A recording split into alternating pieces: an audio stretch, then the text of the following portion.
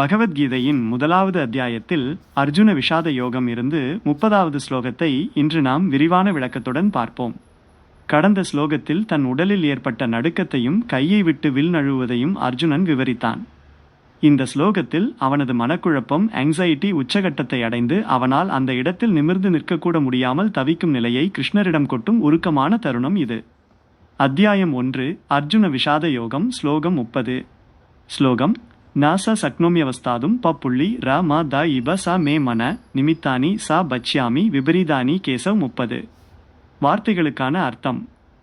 நாச சக்னோமி மைனஸ் என்னால் முடியவே இல்லை, அவஸ்தாதும் மைனஸ் நேராக நிமிர்ந்து நிற்பதற்கு, பிரமதி இவ ச மைனஸ் சுழல்வதைப் போல சுற்றுவதைப் போல, மே மன இஸ்டு மைனஸ் என்னுடைய மனம் இருக்கிறது, நிமித்தானி சாச் மைனஸ் சகுனங்களையும் அறிகுறிகளையும், பச்யாமி மைனஸ் நான் பார்க்குறேன், விபரீதானி மைனஸ் கெட்டதாக பை மாறானதாக, கேசவா மைனஸ் கேசவா ஸ்ரீகிருஷ்ணா. விரிவான விளக்கம். 1. கதையின் பின்னணி வெளிப்படையான பொருள்.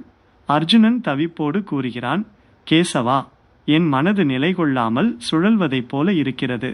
என்னால் இந்த தேரில் நேராக நிமிர்ந்து நிற்கக்கூட முடியவில்லை, கால்கள் தளர்கின்றன. மேலும் இந்த போரினால் நமக்கு வரப்போகும் விளைவுகள் அனைத்தும் விபரீதமானவையாக கெட்ட சகுனங்களாக மட்டுமே இருக்கும் என்பதை என் மனம் எனக்கு உணர்த்துகிறது. அர்ஜுனன் இங்கு கிருஷ்ணரை கேசவ என்று அழைக்கிறான். கேசி என்ற அரக்கனை வதம் செய்தவர் என்பதால் கிருஷ்ணருக்கு கேசவன் என்று பெயர். கேசவா, நீ வெளியுலக அரக்கர்களை வதம் செய்தாய். ஆனால் இதோ என் மனதிற்குள் பயம் குழப்பம் என்ற அரக்கர்கள் என்னை வதம் செய்கிறார்களே, இதிலிருந்து என்னை மீட்டெடு என்று அர்ஜுனன் மறைமுகமாக தவிக்கிறான். 2.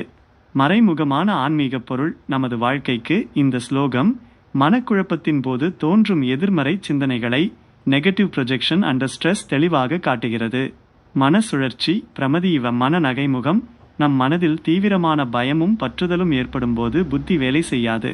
மனம் ஒரு வட்டத்திற்குள் சிக்கி சுழன்று கொண்டே இருக்கும், பேனிக் அட்டாக் போன்ற நிலை. இதனால் அர்ஜுனன் போன்ற மகாவீரனுக்கே தலை சுற்றலும் உடல் தளர்ச்சியும் ஏற்படுகிறது. விபரீத சகுனங்கள், விபரீதானி நிமித்தானி. நம் மனம் எதிர்மறையாக நெகட்டிவ் இருக்கும்போது நம்மை சுற்றி நடக்கும் எல்லாமே கெட்ட விஷயமாக, நமக்கு தோல்வியை தரக்கூடிய அறிகுறியாகவே தோன்றும். உண்மையில் சகுனங்கள் கெட்டதாக இல்லை.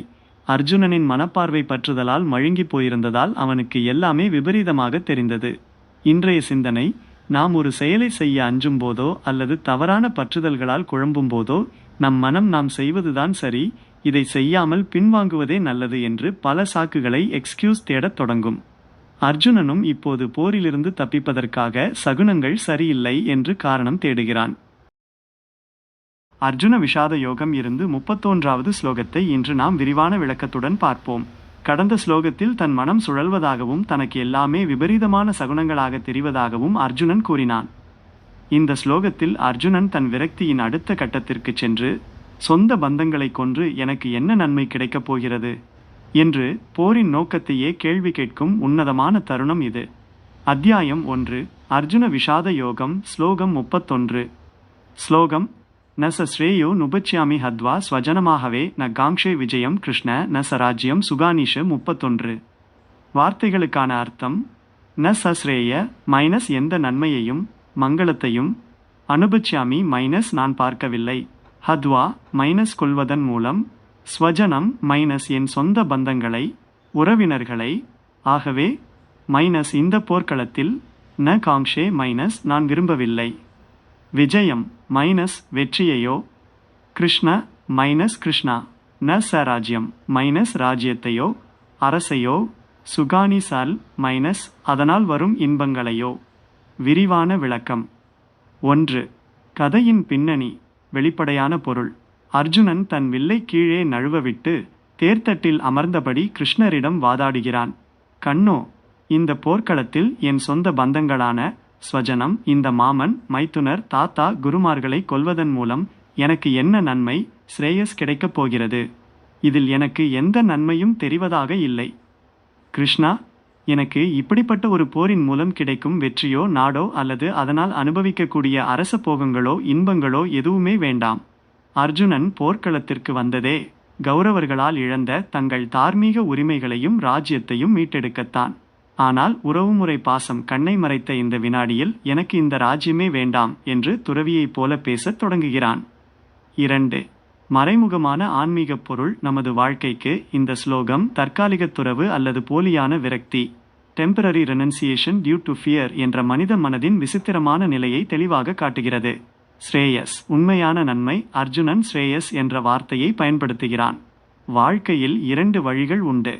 ஒன்று பிரேயஸ், தற்காலிக இன்பம் தருவது. இன்னொன்று ஸ்ரேயஸ், முடிவில் நிரந்தர நன்மை தருவது.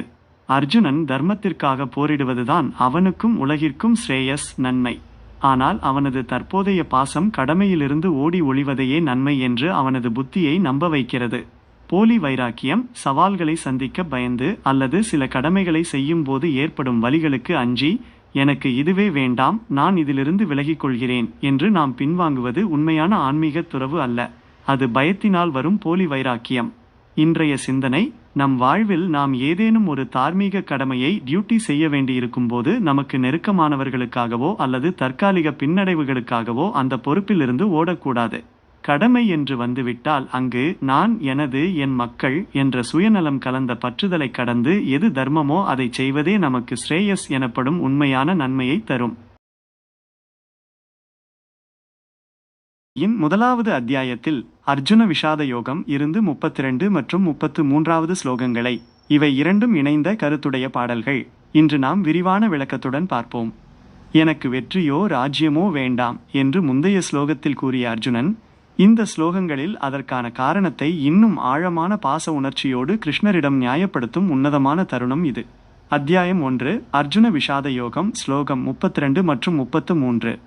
ஸ்லோகங்கள்: கிம் நோ ராஜ்யேன கோவிந்த கிம் போகைர்ஜீவிதேன வா ஏஷாமர்தே காங்ஷிதம் நோ ராஜ்யம் போகா சுகானீச். 32. த இமே வஸ்திதா யுத்தே பிராணாம்ஸ்த்யக்த்வா தனானீச் ஆசாரியா பிதர புத்ராஸ்ததைவ ச பிதாமகா. 33.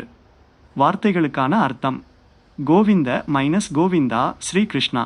கிம் நோ ராஜ்யேன நமக்கு இந்த ராஜ்யத்தினால் என்ன பயன்? கிம் போகை இஸ்டு இந்த உலக இன்பங்களால் என்ன பயன்?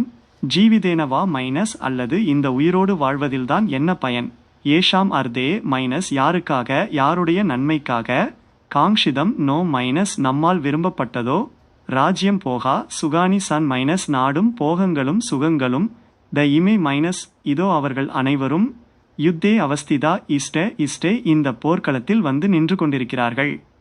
பிராணான் தியக்த்வா தங்கள் உயிரையும், தனானி சை செல்வங்களையும் துறக்கத் துணிந்து, ஆசாரியா பிதர புத்ரா ஆசிரியர்களும் தந்தையர் முறையினரும் புதல்வர்களும், ததா ஏவ ச பிதாமகா இஸ்டு அப்படியே பாட்டன்மார்களும் தாத்தாக்கள்.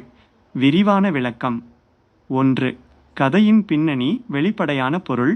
அர்ஜுனன் தன் உள்ளத்து தவிப்பை கிருஷ்ணரிடம் கொட்டுகிறான். கோவிந்தா, நாம் எந்த உறவினர்களோடு சேர்ந்து வாழ்ந்து மகிழ்ந்து எதனை அனுபவிக்க வேண்டும் என்று இந்த நாடாளும் உரிமையையும் செல்வங்களையும் உலக சுகங்களையும் விரும்பினோமோ, இதோ அதே உறவினர்கள், நம்முடைய ஆச்சாரியர்கள், பெரியப்பா சித்தப்பாக்கள், பிள்ளைகள், பேரன்கள் மற்றும் பீஷ்மர் போன்ற தாத்தாக்கள் தங்கள் உயிரையும் செல்வங்களையும் துச்சமென மதித்து நம்மை எதிர்த்து போரிட இதோ இந்த மரணக்களத்தில் வந்து நிற்கிறார்கள். அவர்கள் அனைவரும் அழியப் போகிறார்கள் எனும்போது நமக்கு இந்த ராஜ்யத்தினால் என்ன பயன்? இந்த உலகப் போகங்களால் என்ன இன்பம்? ஏன் நாம் உயிரோடு வாழ்வதில்தான் என்ன அர்த்தம் இருக்கப் போகிறது? அர்ஜுனன் இங்கு கிருஷ்ணரை கோவிந்தா என்று அழைக்கிறான். கோ என்றால் பசுக்கள் அல்லது புலன்கள், விந்த என்றால் வழிகாட்டுபவர், காப்பவர். என் புலன்களை காக்கும் கோவிந்தா, என் கண்கள் காணும் இந்த காட்சி என் இதயத்தை நொறுக்குகிறது என்று அர்ஜுனன் கலங்குகிறான். 2. மறைமுகமான ஆன்மீகப் பொருள். நமது வாழ்க்கைக்கு இந்த ஸ்லோகம் சுயநலமும் பற்றுதலால் வரும் தவறான தர்க்கமும், மிஸ்கைடட் லாஜிக் ஆஃப் அட்டாச்மெண்ட் பற்றி பேசுகிறது. அர்ஜுனனின் தவறான தர்க்கம். அர்ஜுனன் பேசுவது மேலோட்டமாக பார்க்கும்போது மிக உயர்ந்த தியாகம் போல தோன்றும். அவர்களுக்காகத்தானே எனக்கு ராஜ்யமே வேண்டும், அவர்களே இல்லாத போது எனக்கு ஏன் இந்த சொத்து என்ற எண்ணம். ஆனால் அவனது இந்த எண்ணத்தின் அடியில் இருப்பது கடமை தவறுதல், டெரிலிக்ஷன் ஆஃப் டியூட்டி. கௌரவர்கள் அதர்மத்தின் பக்கம் நிற்கிறார்கள், அவர்களை தண்டித்து தர்மத்தை நிலைநாட்டுவது ஒரு க்ஷத்திரியனாக அர்ஜுனனின் கடமை. ஆனால் என் மக்கள் என்ற பாசம் அவனது கடமையை காட்டிலும் சுயநலப் பற்றுதலை பெரிதாக்கி காட்டுகிறது. வாழ்வின் நோக்கம். நாம் பல நேரங்களில், நான் யாருக்காக உழைக்கிறேன்? என் குடும்பத்திற்காகத்தானே. அவர்களுக்கு பிடிக்கவில்லை என்றால் நான் ஏன் இந்த நற்கடமையை செய்ய வேண்டும் என்று தர்ம நெறிகளிலிருந்து பின்வாங்க நினைப்போம். ஆனால் கடமை என்பது தனிமனித பாசத்திற்கு அப்பாற்பட்டது என்பதை இந்த ஸ்லோகம் நமக்கு உணர்த்தத் தொடங்குகிறது. இன்றைய சிந்தனை: ஒரு தவறை தட்டி கேட்கும் போதோ அல்லது நீதிக்காக போராடும் போதோ அங்கு நிற்பவர்கள் நம் உறவினர்கள் என்பதற்காக நாம் பின்வாங்கக்கூடாது. தர்மத்தின் முன் அனைவரும் சமமே. பாசத்தினால் அர்ஜுனனின் புத்தி தடுமாறிய இந்த இடத்திலிருந்துதான் கிருஷ்ணர் அவனுக்குள் இருக்கும் ஆன்மாவை விழிப்படையச் செய்யப் போகிறார். நாளை 3 உலகங்களையும் ஆளும் அதிகாரம் கிடைப்பதாக இருந்தாலும் இவர்களை கொன்று நான் வாழ விரும்ப மாட்டேன் என்று அர்ஜுனன் தன் உச்சகட்ட விரக்தியை வெளிப்படுத்தும் 34வது மற்றும் 35வது ஸ்லோகங்களை பார்ப்போம்.